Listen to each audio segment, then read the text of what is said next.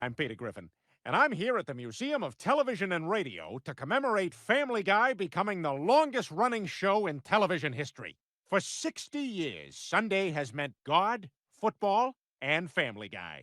And later, to a lesser degree, The Simpsons. Premiering in 1952 as a recurring sketch in the popular Dow Chemical Follies, Family Guy has survived 19 cancellations, 2 assassination attempts, and a pretty good ribbon by those South Park guys. Well, tonight we take a look back at classic episodes from our first 3 decades. Oh, here come some tourists. I know, I'll sit here and pretend I'm a wax figure. Who is that? That's the fat idiot from The Family Guy. Ugh, I hate that show. Me too.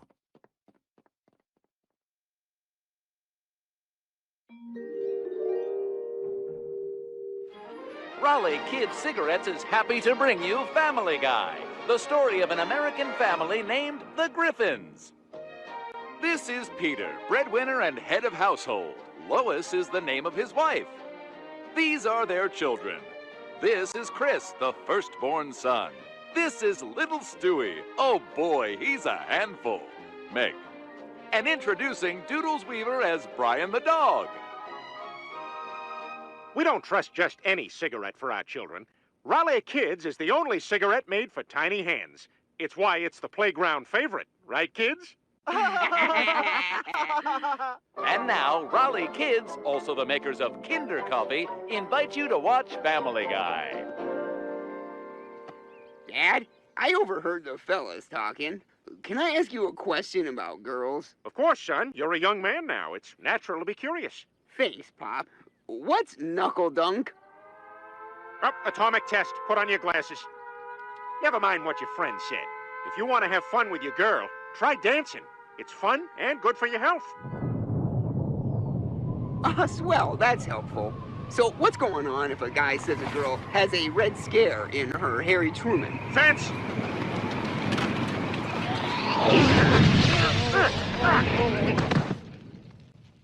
Oh, look, here comes the milkman.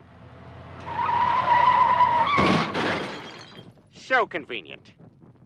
Good evening, everyone. I'm Tom Tucker, and this is the Radio 5 News. Our top story this evening, songsmith Elvis Presley will be appearing on The Ed Sullivan Show this Sunday night on that never-gonna-last fad called television.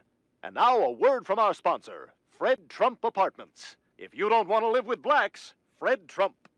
Wow, Elvis Presley! Can we get a television set? Sorry, Chris, we don't got the money. I spent our entire savings building that stupid fallout shelter we never get to use. Why don't you just buy a TV for the weekend, watch Elvis, and then return it on Monday and say it doesn't work?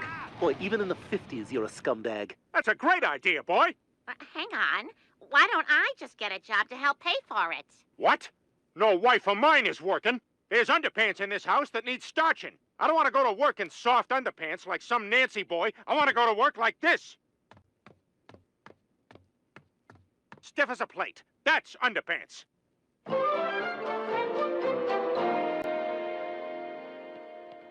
We got some time before Elvis. Can we see what else is on?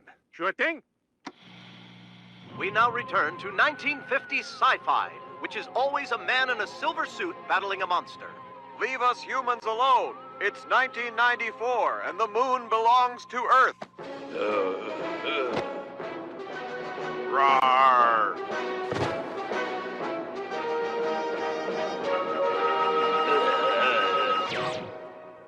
It's safe now. How's the soil, Professor Knockers? It's good. Good. Good. Good evening, I'm Tom Tucker, previously of Radio 5 News. Tonight, I bring you a special report.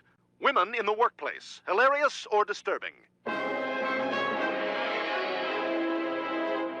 I am a 1950s man, speaking in a stilted manner, seemingly with no self-awareness whatsoever.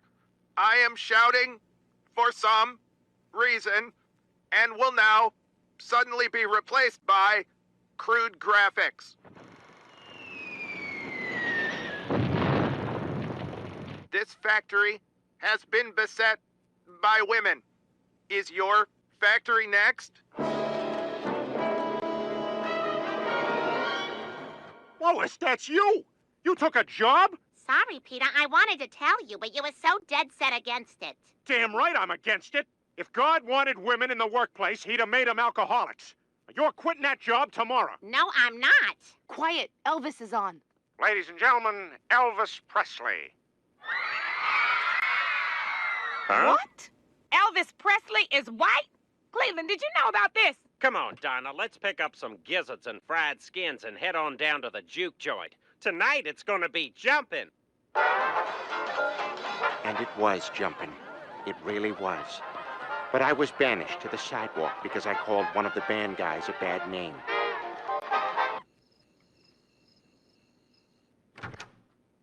I thought you were bringing the TV back. I changed my mind. This TV is awesome. I've been watching it all day. You can keep your job so we can afford this thing. Oh, that's great news, Peter. You know, Lois, I had an idea.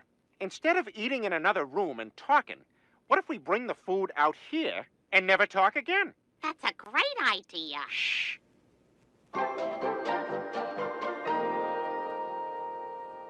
Are you looking for the perfect breakfast meal? Try Post Raisin Bran, made with raisins, which are grapes that have been dried in the sun for a long period of time. And bran, the hard outer layers of cereal grain. Along with germ, it is an integral part of whole grains. When you eat Raisin Bran, it fills your stomach and keeps you from feeling the sensation of hunger. Hunger being pangs in the belly as a result of lack of nourishment, thereby sending signals to your brain telling you, "Hey, I'm hungry." And when you hear Mr. "Hey, I'm hungry," be sure to have a hearty bowl of Post Raisin Bran. Again, made with raisins, which are grapes that have been dried in the sun for a long period of time. And bran, the hard outer layers of cereal grain. Along with germ, it is an integral part of whole grains. Post Raisin Bran, made with raisins, which are grapes that have been dried in the sun for a long period of time.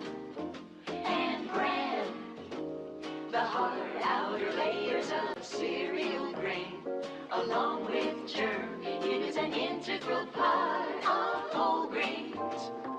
Post Raisin Bran. Boy, these commercials go by fast. You can barely absorb any of it. I don't know how you do it, Peter. Can we get some Raisin Bran? Do we have any Raisin Bran in the house? Just working day after day. I'm exhausted, and I miss my family. It's made with raisins, which are grapes that have been dried in the sun for a long period of time. I gave my notice, and tomorrow's my last day. So I guess we have to get rid of the TV. By the way, Chris and Raisin Bran are at Raisin Bran practice. Peter, I got a surprise for you. Raisin Bran? A television? We can't afford this. You quit your job. This is what we were making on the line. The only reason I wanted to work was to make this for you. Oh, Lois, you're the greatest. Yeah! I guess this is why women shouldn't work. To the moon, Lois! To the moon? What does that mean? You know, to the moon. Okay, you're threatening to punch me so hard I'm gonna fly to the moon? Like it's funny to hit me so violently my body will fly out of the atmosphere. Well, it's not funny anymore. Good morning, family. I'll have my regular breakfast and the newspaper, please. Okay, here's your highball, a grapefruit, and a one weird serrated spoon. And Raisin Bran? Yes. But sorry, there's no newspaper. Chris quit his paper route. What?